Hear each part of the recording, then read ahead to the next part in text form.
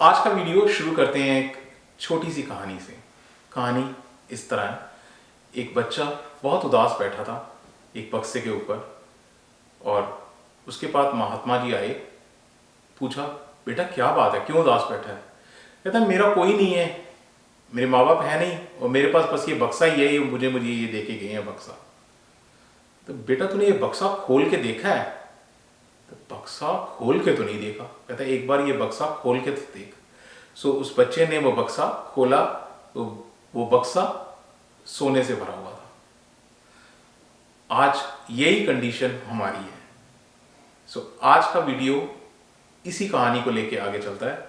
So hello friends, मैं Satwinder Bhatia Sukhmani immigration services से आप सबका इस वीडियो में स्वागत करता हूं। मैं regulated and license Canadian immigration consultant हूं। आज का वीडियो बहुत ही स्पेशल है, बहुत डिटेल्ड और बहुत सारी नॉलेज इस वीडियो में है। बहुत ज़्यादा हेल्प कर सकता है वीडियो आपकी अगर आप कनाडा आना चाहते हैं। क्या वीडियो है, क्या डिटेल्स हैं, सब कुछ शेयर करते हैं। सबसे पहले रिक्वेस्ट है, अगर चैनल आपने अभी तक सब्सक्राइब नहीं किया तो प्लीज़ चैनल ज़रूर सब्सक्राइब कर दो। इस चैनल पे हम बहुत सारी कैनेडियन इमिग्रेशन की न्यूज़, अपडेट, टिप्स, ट्रिक्स आपसे शेयर करते हैं। अगर आपको वीडियो पसंद आए, लाइक करो, शेयर करो अपने फ्रेंड्स और फैमिलीज़ के साथ ताकि उनका भी बेनिफिट हो सके। सो बिना और देर किए शुरू करते हैं आज का वीडियो। आज का वीडियो जो कि एक बहुत स्पेशल और बहुत नॉलेजेबल वीडियो है। प्लीज़ वीडियो को एंड तक ज़रूर देखना, बेल आइकन को भी ज़रूर दबा देना क्योंकि इससे ये वीडियो उसी वक्त आप तक पहुंचता है जब हम अपलोड करते हैं। तो शुरू करते हैं आज का video. How your friends and relatives, आपके दोस्त और आपके रिश्तेदार, आपके दोस्त और आपके रिश्तेदार आपको कनाडा आने में कैसे मदद कर सकते हैं। आज का वीडियो सिर्फ इसके ऊपर है। शुरू करने से पहले कई लोगों के मुंह से मैंने ये भी सुना है, यार हमारे रिश्तेदारों का ना खून सफेद हो गया है, हमारी उनसे बोलचाल नहीं है। आपने कभी ट्राई करके देखा है कि उनसे हेल्प मांग के देखी है? एक बार हेल्प मांग के देखो, क्योंकि वो जो कर सकते हैं ना, वो बहुत आसानी से आपको कनाडा ला सकते हैं। सो ये वीडियो में मैं डिटेल एक एक कैटेगरी पे बात करने वाला हूं, किस कैटेगरी के अंदर आपको कैसे ला सकते हैं आपके रिश्तेदार। तो प्लीज वीडियो ध्यान से देखना। सो शुरू करते हैं। सबसे पहली category, visitor visa. Visitor visa जो कनाडा का विजिटर वीजा है ना, ये मालदीव्स और मॉरिशस का वीजा नहीं है। ये मैं घूमने फिरने के लिए मेरे को वीजा मिल जाएगा, ये मालदीव्स और मॉरिशस बिल्कुल नहीं है। विजिटर वीजा जो है आपको होटल बुकिंग पे बहुत मुश्किल से मिलेगा। ट्रैवल हिस्ट्री, अगर आप कहो जी मेरे पास ट्रैवल हिस्ट्री है, तो भी बहुत मुश्किल है। ट्रैवल हिस्ट्री कहां की होनी चाहिए? अगर आपके पास यूएसए की ट्रैवल हिस्ट्री है, अमेरिका की ट्रैवल हिस्ट्री है, इंग्लैंड की, यूके की ट्रैवल हिस्ट्री है, या यूरोपियन कंट्रीज की ट्रैवल हिस्ट्री है, फिर तो उम्मीद है। अदरवाइज बहुत मुश्किल है आपको ट्रैवल हिस्ट्री पे या होटल बुकिंग पे आपको वीजा मिले कनाडा का। सो ये एक, आपको वीजा ऑफिसर क्या देखता है? वीजा ऑफिसर देखना चाहता है कि आप जेन्युइन हो, आपका यहां आने का कारण कनाडा में जेन्युइन है, सही है कि नहीं है। मेरा पूरा डिटेल्ड वीडियो जो है विजिटर वीजा के ऊपर अवेलेबल है और विजिटर वीजा किन कारणों से रिफ्यूज हो जाता है इसके ऊपर भी अवेलेबल है, आप देख सकते हैं। आज जो मैं बात इंपॉर्टेंट करने वाला हूं वो है कि रिलेटिव कैसे मदद कर सकते हैं। रिलेटिव आपकी मदद कर सकते हैं इनविटेशन लेटर से, जो कि सबसे इंपॉर्टेंट डॉक्यूमेंट है विजिटर वीजा के लिए। इनविटेशन लेटर लिखने में, इनविटेशन लेटर जिसे स्पॉन्सरशिप लेटर भी कहते हैं, इनविटेशन लेटर प्रोवाइड करने में रिलेटिव्स आपकी मदद कर सकते हैं। अगर खासकर तब अगर आपकी फैमिली में आपके जो रिलेटिव्स कनाडा में हैं उनका कोई इवेंट हो, इवेंट इन द सेंस कोई एनिवर्सरी हो, कोई बर्थडे हो, कोई मैरिज हो, कोई किसी ने घर खरीदा हो तो नया घर है उसका मुहूर्त करना है, शुभ मुहूर्त होना है तो हाउस वार्मिंग वो हो, किसी बच्चे का बर्थ हुआ हो, कोई रिलेटिव बीमार हो, बड़े जेन्युइन कारण हैं। इन जेन्युइन कारणों की वजह से आपको बहुत आसानी से कनाडा का वीजा मिल सकता है। खासकर तब जब आपका जो रिलेटिव है वो या तो पीआर कार्ड होल्डर हो या वो सिटीजन हो। वर्क परमिट वाला और स्टूडेंट हो तो थोड़ा मुश्किल होता है, बट पीआर कार्ड होल्डर है या सिटीजन है, आसानी से हो सकता है काम। सो ये हो गई एक कैटेगरी जहां पर विजिटर वीजा आप कैसे ले सकते हैं with the help of your relatives. दूसरी कैटेगरी की बात करते हैं, और ये भी एक हॉट टॉपिक है। इसका नाम है जी LMIA and work permit. LMIA, इसके ऊपर भी मेरे कई वीडियोस हैं। LMIA कैसे है, क्या डिटेल्स हैं, LMIA में नए चेंजेस क्या हुए हैं, मेरे काफी वीडियोस इन चीजों के ऊपर हैं। LMIA, जिसे हम लेबर मार्केट इंपैक्ट असेसमेंट कहते हैं, ये मिलता किसको है? LMIA सिर्फ बिजनेस हाउसेस को मिलता है। LMIA के सिर पे क्या बनता है? LMIA के सिर पे होता है क्रिएट वर्क परमिट। सो बाजार से आप LMIA ले सकते हो, राइट, कोई प्रॉब्लम नहीं है, लेकिन बहुत सारे लाखों डॉलर खर्च हो जाएंगे। सो बाजार से भी LMIA खरीदा जा सकता है। अगर यही LMIA, अगर आपका कोई बिजनेस है, कोई आपके रिश्तेदार का, किसी फ्रेंड का बिजनेस है, वो LMIA क्रिएट कर सकता है और आपको वो LMIA दे सकता है। लाखों डॉलर आप अपने बचा सकते हो इस तरीके से, लेकिन ये कोई बताता नहीं है, राइट। एक बार LMIA क्रिएट हो गया, उसके ऊपर वर्क परमिट बन जाता है, और वर्क परमिट आ गया तो आप कनाडा आ सकते हो। क्वेश्चन ये है कि रिलेटिव कहेगा मुझे क्या मिल रहा है? दोनों के लिए LMIA, दोनों के लिए एक बहुत विन विन सिचुएशन है। कैसे विन विन सिचुएशन है? दोनों का फायदा है। आपका फायदा है जी, आपको बहुत कम पैसे खर्च के LMIA मिल जाता है, आपको वर्क परमिट मिल जाता है, आप कनाडा आ जाते हो। इंप्लॉयर यानी कि आपका रिश्तेदार या आपका जो फ्रेंड है जो LMIA क्रिएट कर रहा है, उसका क्या फायदा है? उसका यह फायदा है कि उसको एक ट्रस्ट वर्दी इंप्लॉय मिलेगा, एक विश्वास पात्र जो है एक आदमी मिलेगा जो उसके साथ खड़ा होकर काम कर सकता है। सो दोनों के लिए ये विन विन सिचुएशन है, दोनों का फायदा है। बट आपने कभी कहा नहीं और एम्प्लॉयर को कभी पता नहीं इस चीज का, सो दोनों तरफ से ये बात खत्म हो जाती है। बट ये एक कैटेगरी है LMIA वर्क परमिट। आपका रिलेटिव, आपका फ्रेंड, अगर उसके पास अच्छा खासा कोई बिजनेस है तो क्रिएट कर सकता है। एक और कैटेगरी की तरफ चलते हैं, ये है जी एक्सप्रेस एंट्री। एक्सप्रेस एंट्री में दो मैट्रिक्स होती हैं, मैट्रिक्स जिसे कहते हैं। एक मैट्रिक्स होती है जो एंट्री लेवल की होती है, जिसमें क्वालिफाई करना होता है आपको। एक्सप्रेस एंट्री में पूल में अपनी प्रोफाइल डालनी है। प्रोफाइल डालने के लिए आपको मिनिमम 67 पॉइंट्स चाहिए। एक वो पॉइंट है, जब आपने प्रोफाइल डाल ली, आपकी प्रोफाइल क्रिएट हो गई एक्सप्रेस एंट्री में, तो आपकी जो स्कोर काउंट होता है वो CRS से काउंट होता है। CRS स्कोर जो है वो उससे काउंट होगा, और दोनों जगह पे, और मजेदार बात यह है कि दोनों जगह पे रिलेटिव आपकी मदद कर सकते हैं। 67 वाली कैटेगरी में भी आपकी मदद कर सकते हैं और CRS पॉइंट्स में भी मदद कर सकते हैं, लेकिन वही चक्कर है कि लोगों को पता नहीं है और कोई बताना चाहता नहीं है। सो पहली बात करें, जो 67 की कैटेगरी है, प्रोफाइल बनाने के लिए, एंट्री करने के लिए, वो डोर खोलने के लिए, राइट, 67 पॉइंट चाहिए। आपके पास 62 पॉइंट्स हैं, आप 5 पॉइंट शॉर्ट हो, आपको पता ही नहीं। आपका अगर चाचा, मामा, ताया, मौसी, मासड़, अगर ये लोग यहां पर हैं कनाडा में, भाई बहन, दादा, अगर ये लोग यहां कनाडा में बैठे हैं, तो आपको 5 पॉइंट मिल जाते हैं। 5 पॉइंट मिलने से 62 अगर आपके हैं, 5 मिल गए, 67 हो गए, आपकी प्रोफाइल बन जाएगी एक्सप्रेस एंट्री में। लेकिन वही बात है, पता नहीं था। दूसरी चीज CRS की। CRS में जो कॉम्प्रिहेंसिव रैंकिंग जो स्कोर सिस्टम है CRS, जिसमें एक का स्कोर दूसरे के साथ रैंक होता है। आपके यहां पर ब्रदर, अगर ब्रदर है, रियल ब्रदर या रियल सिस्टर कनाडा में मौजूद है, PR कार्ड होल्डर है या सिटीजन है और 18 साल से ऊपर है, तो 15 CRS पॉइंट्स मिलते हैं। एक एक पॉइंट, मैं बता रहा हूं, एक एक पॉइंट जो CRS का है वो बहुत इंपॉर्टेंट है। एक एक पॉइंट के लिए टाई ब्रेकिंग रूल तक चली जाती है सिचुएशन, इसीलिए टाई ब्रेकिंग रूल्स होते हैं। सो एक एक पॉइंट इंपॉर्टेंट है, यहां आपको कुछ नहीं करना, 15 पॉइंट खट से आपको मिल रहे हैं, जस्ट बिकॉज कि आपका या आपकी वाइफ का कोई ब्रदर या सिस्टर कनाडा में है, वो पीआर कार्ड होल्डर है और 18 साल से ऊपर है, कुछ नहीं करना, 15 पॉइंट मिलते हैं।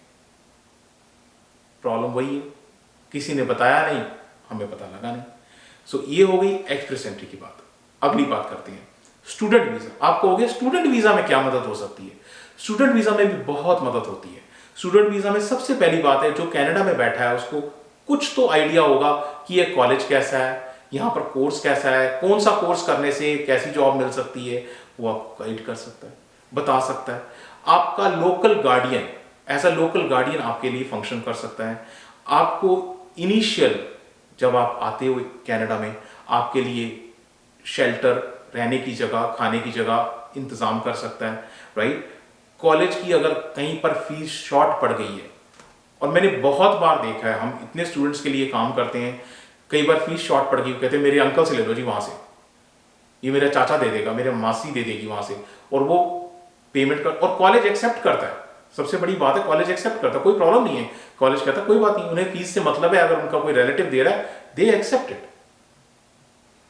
सो वो हेल्प कर सकते हैं। बच्चा बाद में जब यहाँ जॉब करेगा तो कमा के वापस कर सकता है, लेकिन इनिशियली उस वक्त जब पैसे की जरूरत है तो थोड़ी सी मदद रिलेटिव्स कर सकते हैं, राइट। और स्टूडेंट्स को जॉब मुश्किल से मिलती है क्योंकि उनके पास रेफरेंस नहीं होता, एक्सपीरियंस नहीं होता, तो वो जो रिलेटिव यहाँ बैठा है वो एक्सपीरियंस उनको या तो उनकी हेल्प कर सकता है, रेफरल देने में बता देगा यहाँ पर जॉब है, तू मेरा नाम दे दे, मेरा रेफरल दे दे। रेफरल बहुत इंपॉर्टेंट है कनाडा में। सो ये एक हेल्प कर सकता है स्टूडेंट वीजा। और इसके बाद अगर बात करें तो पायलट प्रोग्राम, कि पायलट प्रोग्राम पे इतनी बड़ी हेल्प कर सकते हैं रिलेटिव्स, लेकिन वही बात है लोगों को पता नहीं। सो पायलट प्रोग्राम बहुत सारे चलते हैं। मैं जो मेन दो पायलट प्रोग्राम की बात करूंगा जिन्हें नैनी प्रोग्राम भी कहा जाता है। सो नैनी प्रोग्राम जो होता है वो होता है होम चाइल्ड केयर और home support worker. Home child care और होम सपोर्ट वर्कर दोनों में आपके रिलेटिव्स, आपके फ्रेंड्स आपकी बांह पकड़ के आपको यहां पर कनाडा में ला सकते हैं। इतना आसान है, लेकिन पता होना चाहिए कैसे। सो जो दोनों प्रोग्राम्स हैं जिसे हम टुगेदर नैनी प्रोग्राम कहते हैं, एक एक प्रोग्राम में 2750 लोग आते हैं। दोनों में 5500 लोगों को एप्लीकेंट, उनके साथ उनके परिवार भी आ सकते हैं, राइट। सो वो सारे यहां आ सकते हैं। कैसे? एक जॉब ऑफर चाहिए। सो वो जॉब ऑफर जो है वो आपका रिलेटिव, आपका फ्रेंड वो जॉब ऑफर दे सकता है। वो जॉब ऑफर आपके पास आ गई, बाकी तो कुछ मुश्किल है ही नहीं। और सबसे मजेदार बात है, जो चाइल्ड सपोर्ट वाला है, जो चाइल्ड केयर वाला है, वो इतना आसान है, कोई रिक्वायरमेंट नहीं है। 12th पास होना चाहिए, उसके बाद एक कोई भी एक थोड़ा सा डिप्लोमा या डिग्री होनी चाहिए, प्लस होना चाहिए, और 5 बैंड चाहिए, जॉब ऑफर चाहिए। बहुत आसान है ये चीजें। अगर आप रिक्वायरमेंट मीट करते हैं, इधर भी रिक्वायरमेंट इजी है, इधर भी उनके पास कोई ज्यादा रिक्वायरमेंट, उनके पास छोटे बच्चे होने चाहिए जिनकी टेक केयर होनी चाहिए, तो आपके लिए इसीलिए जो चाइल्ड केयर वाला प्रोग्राम है वो 10 दिन में भर जाता है, क्योंकि रिक्वायरमेंट बहुत थोड़ी है। आराम से ये इजीली आप आ सकते हैं। और जो इंपॉर्टेंट चीज है वो ये है कि जो जॉब ऑफर है वो लीगल होती है, राइट। जो कैनेडियन गवर्नमेंट उसे लीगली एक्सेप्ट करती है। अगर आपका रिलेटिव, कोई भी रिलेटिव, आपका कोई यार दोस्त, कोई फ्रेंड अगर उसको देता है, नॉन भी उसको जॉब ऑफर देता है, वो लीगली मानी जाती है, वो गलत नहीं है। और ये सारी चीजें जो हैं, आपको कनाडा विद फैमिली आप आ सकते हो इमिग्रेंट बनके। और कई और कैटेगरीज हैं, पायलट प्रोग्राम कई और भी हैं, ये खाली सिर्फ ये नहीं है। इसके अलावा आरएनआईपी है, अगर rural and northern immigration pilot है, उसमें भी मेरा कंप्लीट वीडियो है, उसमें उसके ऊपर आप देख सकते हैं वो वीडियो। सो उसके ऊपर भी यही सिचुएशन है। अगर वहां पर कोई उस एरियाज में बैठा है और वो उसके पास बिजनेस है, वो आपको जॉब ऑफर दे सकता है। अटलांटिक इमिग्रेशन प्रोग्राम भी इसी तरह है। जॉब ऑफर, अगर वो आपको जॉब ऑफर दे सकता है, उसका बिजनेस है अटलांटिक एरिया में, वो आपको जॉब ऑफर दे सकता है। आपका काम हो गया। सो ये सारी चीजें वही हैं कि जो नॉलेज है वो नहीं है लोगों के पास उस चीज की। आगे बात करते हैं, बहुत इंपॉर्टेंट कैटेगरी है, प्लीज ध्यान से सुनिएगा। पीएनपी। पीएनपी हॉट केक की तरह चलता है, प्रोविजनल नॉमिनी प्रोग्राम, पीएनपी इतनी इंपॉर्टेंट कैटेगरी है। इसमें भी लोगों को पता ही नहीं है कि ये कितना बड़ा रिलेटिव्स रोल प्ले कर सकते हैं। ये चीजें गवर्नमेंट एक्सेप्ट करती है लेकिन हमें नहीं मालूम, राइट। गवर्नमेंट मानती है कि ये सही है क्योंकि गवर्नमेंट समझती है अगर कोई रिश्तेदार आपका यहां बैठा होगा तो वो आपकी हेल्प करेगा, आपकी सेटलमेंट, आपका कनाडा में रहना और तरक्की करना आसान हो जाएगा। पीएनपी प्रोग्राम बात करें सबसे पहले पीएनपी प्रोग्राम की, और मैंने कई बार अपने मैनिटोबा ड्रॉज के अंदर भी ये चीज बताई है कि मैनिटोबा के मैंने ड्रॉज काफी सारे कवर किए हैं। सो मैनिटोबा के ड्रॉज के अंदर मैंने ये बताया है कि जो मैनिटोबा का प्रोग्राम है उसमें 200 पॉइंट, ये थोड़े नहीं होते, 200 पॉइंट अगर आपका कोई रिलेटिव वहां पर है मैनिटोबा में तो 200 पॉइंट आपको मिल जाते हैं क्लोज रिलेटिव की वजह से। चाचा, मामा, ताया, मासी, दादा, नाना, कोई भी भाई बहन कोई भी है वहां पर, नीस नेफ्यू कोई भी वहां पर है, उससे आपको 200 पॉइंट मिल जाते हैं। थोड़ा दूर का रिश्तेदार है, राइट, कजन चाचा है, कजन मामा है, दूर का रिश्तेदार है कोई, उसके भी 50 पॉइंट मिलते हैं। रिश्तेदार नहीं है, कोई फ्रेंड वहां बैठा है, उसके 50 पॉइंट उसके भी मिल जाते हैं, बट वही पता नहीं है लोगों को। सस्कैचुअन एसआईएनपी प्रोग्राम, एसआईएनपी, सो देखो ये पीएनपी प्रोग्राम जो है हर एक की अपनी अलग अलग मैट्रिक्स है, हर एक का अपना स्कोरिंग सिस्टम है। जो मैनिटोबा का स्कोरिंग सिस्टम है वो बड़ा है, राइट, करीब 1200 पॉइंट्स की बात हो रही है। सस्कैचुअन का जो पॉइंट सिस्टम है छोटा है, उसके अंदर भी आपको 20 पॉइंट्स मिलते हैं, 20 पॉइंट्स मिलते हैं अगर आपके रिलेटिव सस्कैचुअन में हैं तो 20 पॉइंट्स बिल्कुल फ्री के आपके पास आएंगे। न्यू बर्न्सविक, यहां पर भी आपको 5 पॉइंट्स मिलते हैं रिलेटिव्स के, इनके पीएनपी प्रोग्राम में भी। न्यू फाउंडलैंड लेब्राडोर, न्यू फाउंडलैंड लेब्राडोर के भी पीएनपी प्रोग्राम में आपको 7 पॉइंट्स मिलते हैं। 4 ऐसे प्रोविंसेस हैं जो इस चीज को रिकॉग्नाइज करते हैं कि आपके अगर कोई रिलेटिव कनाडा में है तो आपको एडिशनल पॉइंट्स फ्री में मिलते हैं, लेकिन हमें नहीं पता। कैनेडियन गवर्नमेंट को पता है, रूल्स में लिखा हुआ है, लेकिन हमें पता नहीं। सो ये 4 प्रोविंसेस हैं, अगर आप यहां अगर आपके कोई रिलेटिव्स हैं तो एक्स्ट्रा पॉइंट्स आपको फ्री में मिलते हैं। फैमिली स्पॉन्सरशिप, फैमिली स्पॉन्सरशिप वो होती है, ये हमारे पास केस आया था। सो इसमें क्या था कि एक बच्चा था, उसके करीब 16 साल के बच्चे की बात हो रही है। सो 16 ईयर्स का था, तो उसके मदर फादर किसी एक्सीडेंट में उनकी डेथ हो गई थी, तो उनके कुछ रिलेटिव यहाँ पर बैठे थे, तो उन्होंने हमें कहा कि अब इसका क्या करें। मैंने कहा जी आप करना क्या है, ये तो रूल है। रूल कौन सी कैटेगरी का? फैमिली स्पॉन्सरशिप का रूल है। आप फैमिली स्पॉन्सरशिप में इनको ला सकते हो उस बच्चे को। तो कंडीशन क्या होती है? कंडीशन ये है कि बच्चा अगर ऑर्फन है, राइट, वहां पर कोई सिस्टर, नीज, नेफ्यू, राइट, कोई ओनली चाइल्ड वहां पर बच्चा बैठा हुआ है और वो ब्लड रिलेटिव है और वो जो है उसके मदर फादर पास अवे हो चुके हैं और 18 साल से नीचे है और सिंगल है, अगर ये कंडीशंस मीट होती हैं तो फैमिली स्पॉन्सरशिप के अंदर वो बच्चा यहां आ सकता है और सीधा पीआर ले सकता है। बहुत सारे रूट्स हैं, ये तरीके हैं, रिलेटिव्स यहां पर भी हेल्प कर सकते हैं। अगली कैटेगरी बात करते हैं बिजनेस इमिग्रेशन। आप कहोगे कि बिजनेस इमिग्रेशन में रिलेटिव्स क्या मदद करेंगे, क्योंकि पता नहीं है। बिजनेस इमिग्रेशन में भी बहुत बड़ी हेल्प रिलेटिव्स कर सकते हैं। सबसे पहली बात, जो एक बिजनेस करने के लिए कनाडा आता है उसके पास कैनेडियन हिस्ट्री है नहीं, कोई कैनेडियन अकाउंट नहीं है, वो लोन या मॉर्गेज लेने जाता है तो उसको देगा कौन? तो जो बैंक्स हैं, अगर आपका यहां पर कोई रिलेटिव बैठा है वो एज अ गारंटर, वो गारंटी दे सकता है, एज अ गारंटर काम कर सकता है, हेल्प कर सकता है मॉर्गेज लेने में, हेल्प कर सकता है लोन लेने में, ताकि आप स्टार्ट कर सकें बिजनेस। आपका बिजनेस रजिस्टर करने में भी आपकी हेल्प कर सकता है। एक रजिस्टर करने के लिए again you have to be either a Canadian citizen या पीआर कार्ड होल्डर, तो वो तो आप है नहीं, तो आपकी वहां पर भी मदद कर सकता है, राइट। सेल्फ एम्प्लॉयड कैटेगरी, एक और बिजनेस के अंदर एक सेल्फ एम्प्लॉयड कैटेगरी होती है। सो गवर्नमेंट रिकॉग्नाइज करती है कि अगर आपके रिलेटिव यहां पर हैं तो 5 पॉइंट्स रिलेटिव्स के मिल जाते हैं। ये अलग स्कोरिंग सिस्टम है, सेल्फ एम्प्लॉयड का स्कोरिंग सिस्टम अलग है, लेकिन इसमें भी रिलेटिव्स रोल प्ले करते हैं, राइट।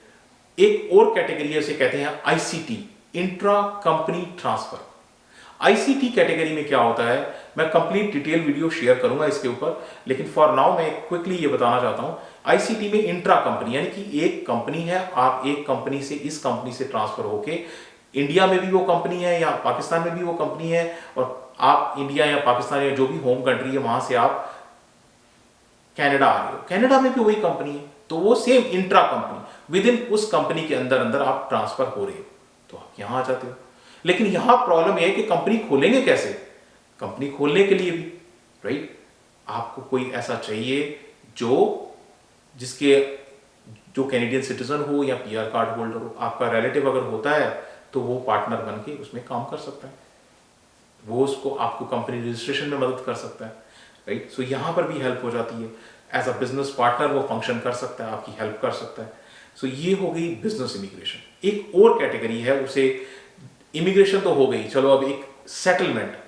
सेटलमेंट बहुत इंपॉर्टेंट है, और इतनी इंपॉर्टेंट है कि गवर्नमेंट की, कैनेडियन गवर्नमेंट की सेटलमेंट की कई एजेंसीज हैं, एक नहीं है, कई एजेंसीज हैं सेटलमेंट सर्विसेज की।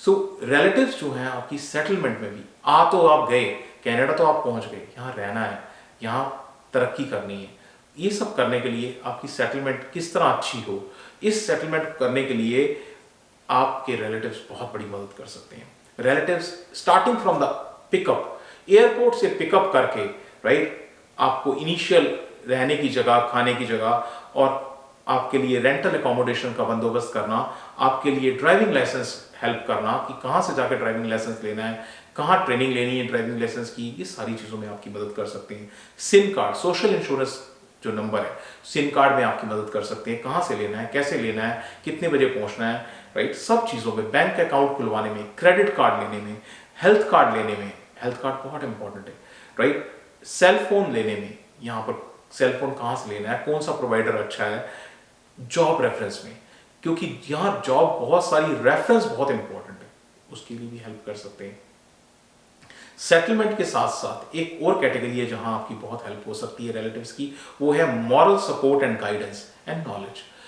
जो आपका रिश्तेदार या फ्रेंड कनाडा में बैठा हुआ है पहले से, आपसे ज्यादा उसको पता है, राइट, वो यहाँ की लोकल हकीकत को आपसे ज्यादा समझता है, आपसे ज्यादा जानता है, उसने खुद देखा है, तो वो आपकी बहुत सारी मदद कर सकता है, क्योंकि वो यहाँ बैठा है। He knows better than you in terms of Canadian system काम कैसे करता है, वेदर, यहाँ वेदर बहुत इंपॉर्टेंट है, और वेदर को टैकल कैसे करना है वो भी वो जानता है, वो आपकी हेल्प कर सकता है, राइट। लोग किस तरह के लोग हैं, कहाँ से आपको कैसे हेल्प मिल सकती है, किससे आप अप्रोच कर सकते हो, किस तरीके से बात करनी है, राइट, क्या सोशल सिस्टम है, वो आपको समझाने में मदद कर सकता है।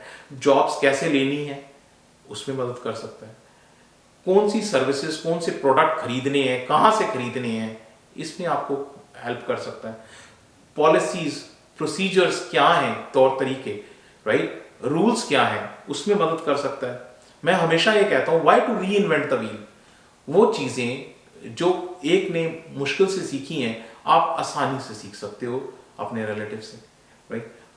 क्योंकि यहाँ रह के कई बार हम पीछे अपने फैमिली को छोड़ के आते हैं तो डिप्रेशन भी हो जाता है। अगर कोई यहाँ पर होता है तो हमें मॉरल सपोर्ट मिलती है, इमोशनल सपोर्ट मिलती है। सो ये चीज़ें भी बहुत हेल्प कर सकती हैं। नॉलेज, सपोर्ट, गाइडेंस, ये बहुत हेल्प हो सकती है। एक और लास्ट कैटेगरी है जहाँ पर आपके रिलेटिव्स आपसे हेल्प कर सकते हैं।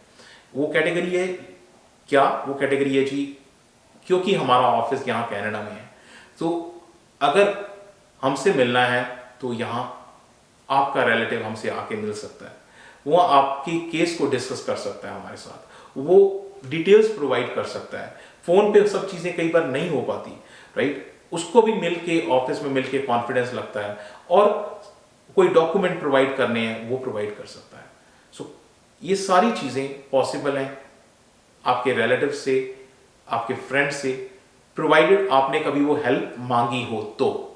सो और कोई भी कैनेडियन इमिग्रेशन की वीज़ा या इमिग्रेशन प्रोग्राम की कोई भी डिटेल्स आपको पूछनी हो, आप हमारे ऑफिस जो कि कनाडा में ब्रैम्पटन में है, आप वहाँ कांटेक्ट कर सकते हैं। ईमेल आईडी, फ़ोन नंबर यहाँ पर हमने दिए हुए हैं, अपॉइंटमेंट बना के बात कर सकते हैं। एंड मोस्ट इम्पॉर्टेंटली, जो अब तक अगर आपने सब्सक्राइब नहीं किया ना चैनल को, तो प्लीज़ चैनल ज़रूर सब्सक्राइब कर दो। And thank you so much for watching the video. Thanks.